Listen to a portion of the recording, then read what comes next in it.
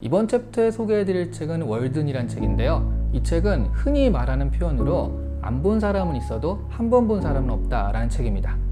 내가 좀 밀리고 있구나, 내가 좀 이 세상 살기가 너무 힘들구나, 그런 생각을 하시는 분들은 월든을 한번 보시면 좀 마음의 위안을 많이 얻으실 수 있을 것 같습니다.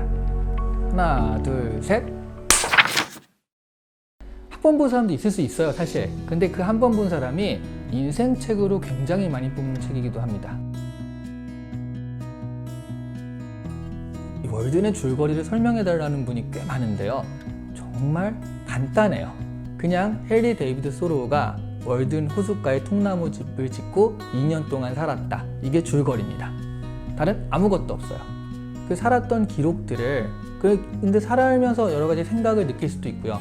호숫가를 산책하다가 느꼈던 것들을 적을 수도 있고, 일했던 것을 적을 수도 있고, 농작물, 그리고 이제 자기가 통나무 집 지었을 때 얼마 들었는지 적을 수도 있잖아요.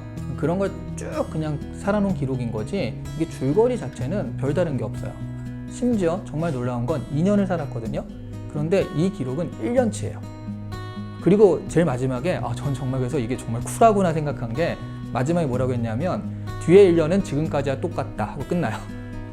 그래서 이 사람이 한 번 더 하면 이만한 책을 또 한 번 낼 수 있는데, 그렇지 않고 그냥 뒤에 1년은 똑같다 이렇게 끝났기 때문에 와, 정말 쿨하다라는 생각이 들었어요.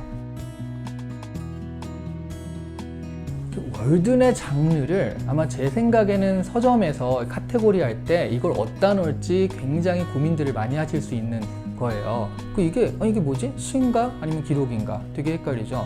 그런 게 없어요. 이거는 굉장히 시적입니다. 하지만 시만은 아니에요. 에세이 같기도 하고요. 근데 에세이라고 딱 봤더니 자기가 이제 살았던 기록이잖아요. 그러니까 오두막을 지었을 때 얼마 들었는지 회계 기록까지 나와요. 그러니까 정말 자신이 생각하는 모든 바를 다 담아냈는데, 그런데 이게 그냥 단순한 다큐멘터리처럼 한 게 아니라 굉장히 문학적이기도 하면서 에세이 같기도 하고 그냥 기록 같기도 하고, 그냥 그래서 이거는 장르가 있는 게 아니라 그냥 월든입니다.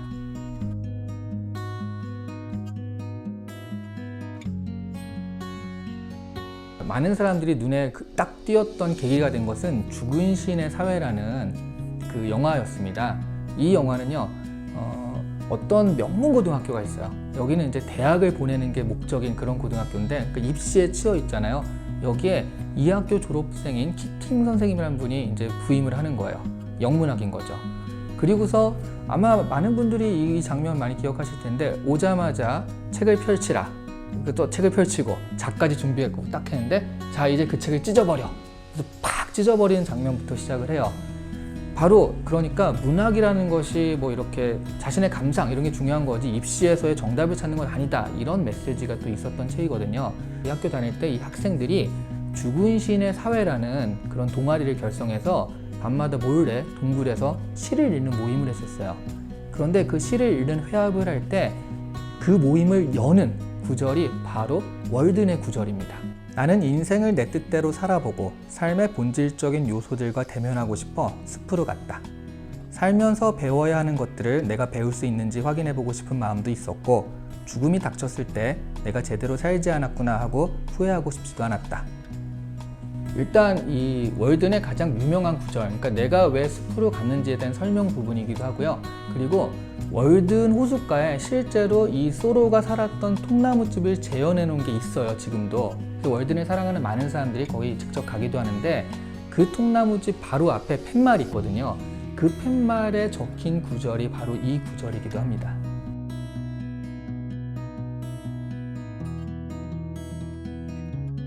그러니까 이 문명 비판이라는 게 굉장히 좀 애매한 단어이긴 한 것 같은데, 왜냐하면 소로우가 나는 그래서 문명을 거부하고 자연에서만 살 거야 한 것도 아니거든요. 이 실험을 마치고 다시 사회로 돌아갑니다. 이 실험 전에는 형이랑 같이 연필 공장도 경영하기도 하고요. 그래서 사실은 문명 비판적인 메시지를 던진 거다. 자신이 스스로 문명 비판을 살았다라는 것이 아니라 메시지를 던진 것이다 라고 생각을 하고요. 그러니까 문명이라는 것들이 나를 올가매고 내가 거기에 이제 매달려가선 안 된다, 끌려가선 안 된다라는 얘기를 한 것 같아요. 자라투스트라는 이렇게 말했다라는 책이 있잖아요. 니체가 쓴 책인데, 니체가 인간의 발달 단계를 처음에는 줄에 묶여있는 양, 그 다음에 그런 줄을 끊고서 자유롭게 다니는 사자, 제일 마지막에 어린이로 놓습니다. 어린이는요, 하고 싶은 걸 하잖아요. 그냥 울고 싶으면 울고 먹고 싶으면 먹고, 그런 부분에서 이제 어린이를 마지막 단계로 놓는데, 자라투스트라는 그런 얘기들을 하는 거거든요. 그렇게 놓고 봤을 때 이 월든에서 다다라는 경지는 그런 거죠.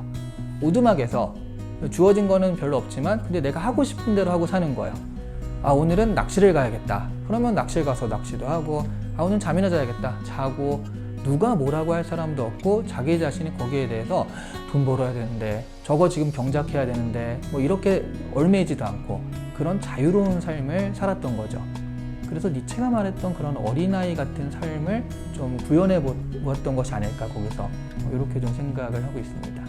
그러면 한 가지 더 그러면 언급을 하자면, 그래서 해리 데이비드 소로의 실험은 그럼 실패한 거냐? 그럼 잠깐 하고 다시, 문명이 지배하는 사회잖아요. 제도와 법이 지배하는 사회잖아요. 근데 꼭 그렇지만 않은 게, 파타고니아라는 그 브랜드가 있어요. 이 파타고니아의 이본 시나든가 이 CEO인데, 그 처음에 설립자인데, 이 사람은 등반가예요. 등반을 하는데, 근데 이런 거보다는 그 등반하는데 막 암벽에 뭘 깨고 그러니까 암벽이 손상되고, 그러니까 암벽이 손상되지 않는 등반 장비를 만들어야겠다. 그리고 내가 이거 가지고 등반을 하니까 누구보다 안전한 장비를 만들어야겠다. 그래서 자기가 대장장이를 독학으로 익혀가지고 그 장비를 만들어요. 자기가 쓰니까 너무 좋죠. 근데 그걸 등반가들한테 줘요. 팔아요. 그래서 그걸 팔아가지고 겨울이나 이런 데는 그걸 만들고, 그걸 팔면서 이제 자기는 등반하러 다니고, 그러다 이게 점점 커져요. 그러다가 또, 야, 그러면 등반할 때 입을 어떤 옷을 만들어야겠다. 등반할 때 가장 좋은 그런 걸 만들어서 그 옷들이 지금 파타고니아 의류 브랜드가 된 거거든요. 그 말하자면 이 사람은 자기가 해리 데이비드 소로나 이런 사람한테 영향을 받았다라고 얘기를 합니다. 그래서 지금 파타고니아가 유명한 것은 환경운동인 거예요. 어느 순간엔 우리가 직접 파도가 칠 때는 서핑을, 그러니까 장사고 뭐고, 파도가 좋은데 그럼 서핑을 하러 가야겠다. 날씨가 이렇게 좋은데 무슨 장사야, 등반을 해야지, 이렇게 살아요. 해리 데이비드 소로의 삶이죠, 그냥. 그런 것들이 기업이 되다 보니까 어느 정도 구속이 생기잖아요.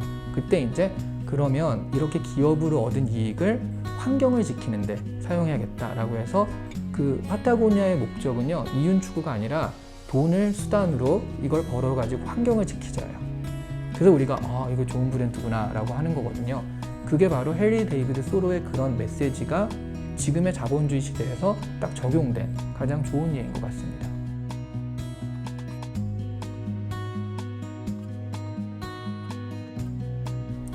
요즘 사람들이 굉장히 불행해요. 근데 이 불행이라는 건 비교에서 나옵니다. 누구는 가졌는데 나는 갖지 못했다. 이런 비교에서 나오거든요.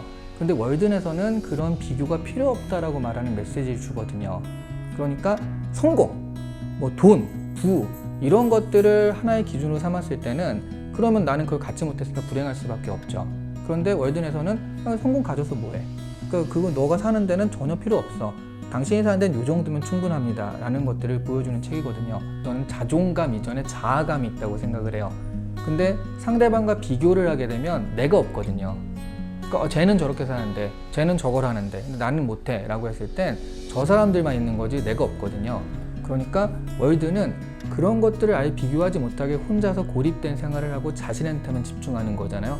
그리고 자신을 돌아볼 수 있는 기회를 발견하게 되죠. 그래서 다른 것보다는 자존감 이전에 자아감, 너 자신에 집중해라. 다른 사람이 아니라 너 자신에 집중해라. 숲에 혼자 들어서 산 것도요, 다른 사람이 안 보이잖아요. 그러니까 말하자면 꼴 보기 싫은 사람은 안 보고 살면 되는 거잖아요. 그러니까 나 자신에 집중할 시간을 가지고 나 자신의 소중함을 발견하는 그런 시간들이었기 때문에, 그래서 그 어느 때보다 월든이 요즘 사람들이 보기에 뭔가 마음에 와닿는구나 라는 메시지를 주는 것 같아요. 월든 같은 경우는 아무래도 이제 좀 경쟁에 지치고 힘들고 퇴사 고민이 있고 이러신 분들이 한번 읽어보시면 스스로 나를 찾는 게 먼저구나, 그리고 나를 좀 돌아보는 첫 번째 계기로 삼을 수 있는 책일 것 같아요. 그래서 좀 마음에 갈등이 있거나 또는 남과의 비교 때문에 힘드신 분은 월든을 읽으시면서 굉장히 좀 평안한 마음을 가지실 수 있을 것 같고요. 그리고 월든을 읽는 한 가지 팁을 알려드릴게요. 제가 책을 읽으면서 이런 목가적인 얘기가 나왔을 때 눈앞에 그 광경이 펼쳐진다라는 그런 표현을 하잖아요. 월드는 아닙니다. 월드는요, 내가 그 풍경 안에 들어가 있는 느낌이에요. 책을 읽다 보면 그 앞에 월든 호숫가가 펼쳐지는 게 아니라 내가 월든 호숫가를 같이 걷고 있는 느낌이 나요. 그만큼 몰입감이 대단하고 그런 표현력이나 이런 것도 좋기 때문에 한 번쯤 읽어보실 만한 책으로 강추드립니다.